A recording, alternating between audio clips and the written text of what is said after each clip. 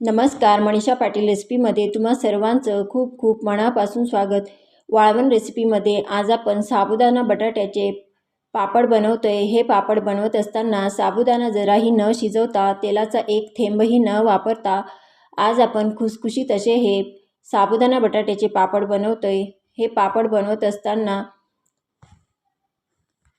आपण काही खास ट्रिक्स वापरलेल्या आहेत, म्हणून व्हिडिओ शेवटपर्यंत पहा आणि व्हिडिओ आवडल्यास एक लाईक नक्की करा. तर वेळ न घालवता पटकन रेसिपीला सुरुवात करूया. पापड बनवण्यासाठी इथे मी 2 वाटी साबुदाणे घेतलेले आहेत. वजनी प्रमाण म्हणाल तर अर्धा किलो इतके मी साबुदाणे घेतलेले आहेत. हे साबुदाणे आपल्याला 2 ते 3 पाण्याने चांगले स्वच्छ धुवून घ्यायचे आहेत, जेणेकरून त्याच्यामधला घाण कचरा निघून जाईल.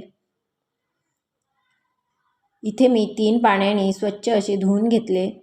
आता आपल्याला हे साबुदाणे भिजवण्यासाठी गरम पाणी करून घ्यायचं आहे. आपण 2 वाटी इतके साबुदाणे घेतलेले होते, त्यासाठी आपल्याला दुप्पट पाणी लागणार आहे. तर 2 वाटी साबुदाण्यासाठी आपल्याला 4 वाटी पाणी घ्यायचं आहे. आता आपण हे पाणी चांगलं कडकडीत गरम करून घेऊया. इथे मी पाणी चांगलं कडकडीत असं गरम करून घेतलं. ते आता साबुदाण्यात ओतून घेऊया.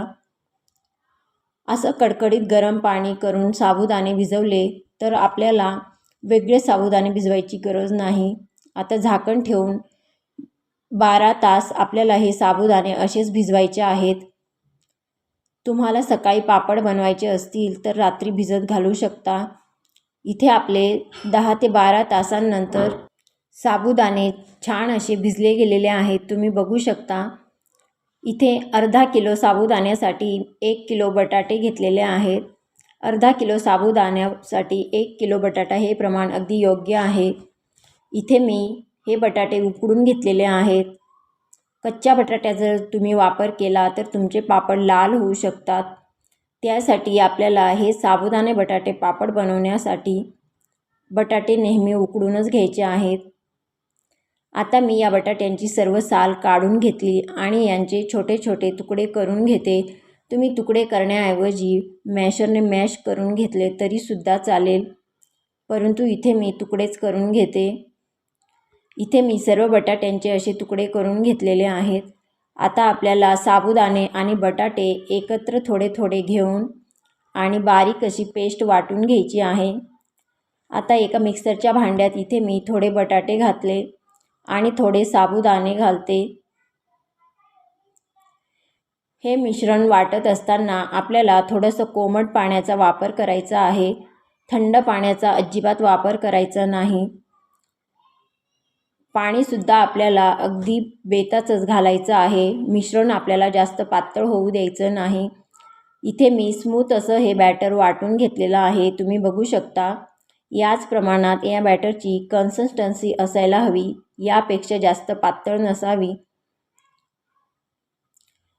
बघा थिकनेस कशी छान आलेली आहे या बॅटरची. आता आपण हे बॅटर एका पातेल्यात ओतून घेऊया. सेम प्रोसिजरने इथे मी दुसरी बॅचसुद्धा वाटून घेते. हे मिश्रण वाटत असताना या मिश्रणात आपल्याला बटाट्याचा किंवा साबुदाण्याचा जाडसर तुकडा राहायला नको. अगदी स्मूथ अशी ही पेस्ट वाटून घ्यायची आहे. इथे मी सर्व मिश्रण असं वाटून घेतलेलं आहे. अगदी स्मूथ असं हे मिश्रण आपलं तयार झालेलं आहे. आपल्याला 3 ते 4 मिनटापर्यंत हे मिश्रण चांगलं फेटून घ्यायचं आहे, जेणेकरून साबुदाणा बटाटा चांगला एकजीव होईल. या पिठाची किंवा मिश्रणाची कन्सिस्टन्सी तुम्ही बघू शकता, याच प्रमाणात असायला हवी. यापेक्षा जास्त पातळ नसावी, नाहीतर तुमचे पापड वाळल्यावर लाल पडू शकता. आता यात चवीनुसार मीठ घालूया. कुठलाही वाळवणीच्या पदार्थाला मीठ बेताचंच घालायचं आहे, कारण पदार्थ वाळल्यावर अजून खारट होतो. आता इथे मी हिरवी मिरची वाटून घेतलेली आहे. तुम्ही हिरवी मिरचीऐवजी लाल तिखट वापरलं तरीसुद्धा चालेल, परंतु इथे मी हिरवी मिरचीच वापरते. तिखटाचं प्रमाण तुम्ही तुमच्या आवडीनुसार कमी जास्त करू शकता. हिरवी मिरची आणि मीठ घातल्यावर हे मिश्रण चांगलं एकजीव करून आणि मिक्स करून घेऊया. तुम्ही उपवासाला जिरे खात असाल तर जिरेसुद्धा यामध्ये घालू शकता किंवा कोथिंबीर खात असाल तर बारीक चिरून कोथिंबीरसुद्धा घालू शकता. आम्ही उपवासाला जिरे आणि कोथिंबीर खात नाही, त्यामुळे इथे मी घातले नाही. इथे आपलं मिश्रण छान असं एकजीव झालेलं आहे, तुम्ही बघू शकता. आता आपण या मिश्रणाचे पापड बनवून घेऊया. इथे मी पेपर शीट, या प्लॅस्टिक शीटला आपल्याला तेलाचा एक थेंबही लावायचा नाही. आता आपण हे पापड बनवून घेऊया, कारण आपल्याला हे पापड वर्षभरासाठी टिकवायचे आहेत. इथे मी एका पळीने हे बॅटर असं ओतून घेते आणि त्याच पळीने असं गोल गोल फिरवत हे पापड बनवून घेते. अगदी सहज हे पापड आपले तयार होतात, तुम्ही बघू शकता. आपल्याला जास्त पातळ असे हे पापड बनवायचे नाही, थोडे जाडच ठेवायचे आहेत, कारण वाळल्यावर हे पापड अजून पातळ होतात. जास्त पातळ पापड झाला की तो तळल्यावर लाल पडतो. पळीने अगदी पटापट आपले हे पापड पसरून तयार होतात. खूप काही जास्त मेहनत लागत नाही. तुम्ही बघितलंच असेल, हे पापड बनवत असताना आपण तेलाचा एक थेंबही वापरलेला नाही. अगदी पांढरे शुभ्र हे पापड इथे आपले तयार होतात आणि खूप सोपी पद्धत आहे. इथे आपण हे पापड बनवत असताना साबुदाणा जराही शिजवलेला नाही, तरीसुद्धा आपले हे पापड खूप छान पसरले जात आहे. साबुदाणा बटाटा पापड बनवण्याची खूप सोपी पद्धत आज मी तुमच्यासोबत शेअर केलेली आहे. तुम्ही एकदा या पद्धतीने नक्की ट्राय करून बघा. या पद्धतीने तुम्ही जर साबुदाणा बटाटा पापड बनवले तर तुम्ही जुनी पद्धत विसरून जाल आणि याच पद्धतीने साबुदाणा बटाट्याचे पापड बनवाल. तळल्यावर तर अगदी खुसखुशीत असे हे पापड तयार होतात. हे पापड बनवत असताना तुम्हाला काही टिप्स फॉलो करायच्या आहेत. जसं की बटाटा आपल्याला उकडून घ्यायचा आहे. कच्च्या बटाट्याचा अजिबात वापर करायचा नाही, नाहीतर तुमचे पापड लाल होऊ शकतात.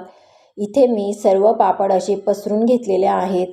1.5 किलोच्या प्रमाणात खूप सारे असे इथे आपले पापड बनून तयार झालेले आहेत आणि अगदी पांढरे शुभ्र असे इथे साबुदाणा बटाट्याचे पापड तयार झाले. हे पापड मी 2 दिवस कडक उन्हात वाळून घेणार आहे. 2 दिवस कडक उन्हात हे पापड आपले वाळून तयार झालेले आहेत, तुम्ही बघू शकता. अगदी पांढरे शुभ्र असे हे साबुदाणा बटाट्याचे पापड बनून तयार झाले. कुठेही लाल पडलेले नाही. तुम्हाला मी जवळून दाखवते. खूप छान असे इथे आपले पापड तयार झालेले आहेत. कुणीही सहज बनवू शकेल इतकी सोपी पद्धत आज मी तुम्हाला दाखवलेली आहे. तर तुम्ही या पद्धतीने साबुदाणा बटाट्याचे पापड नक्की करून बघा आणि तुमचे पापड कसे झाले ते कमेंट करून नक्की कळवा. तुम्हाला मी आता हे पाठवते. तेल आपल्याला चांगलं कडकडीत गरम करायचं आहे. त्यात पापड घातला. बघा किती दुप्पट असा आपला हा पापड खुललेला आहे. अगदी पांढरा शुभ्र असा हा पापड बनून तयार झाला. कुठेही लाल दिसत नाही. अगदी पांढरा शुभ्र असा पापड तयार झाला. तुम्हाला मी दुसरासुद्धा पापड तळून दाखवते. बघा दुसरासुद्धा पापड अगदी पांढरा शुभ्र असा तयार झालेला आहे. आपण बटाटे शिजवून घेतल्यामुळे हे पापड कुठेही लाल पडलेले नाही. अगदी पांढरे शुभ्र असे हे पापड तयार झालेले आहेत. साबुदाणा बटाटा पापड बनवण्याची आजची पद्धत तुम्हाला कशी वाटली, आवडली असेल तर एक लाईक नक्की करा.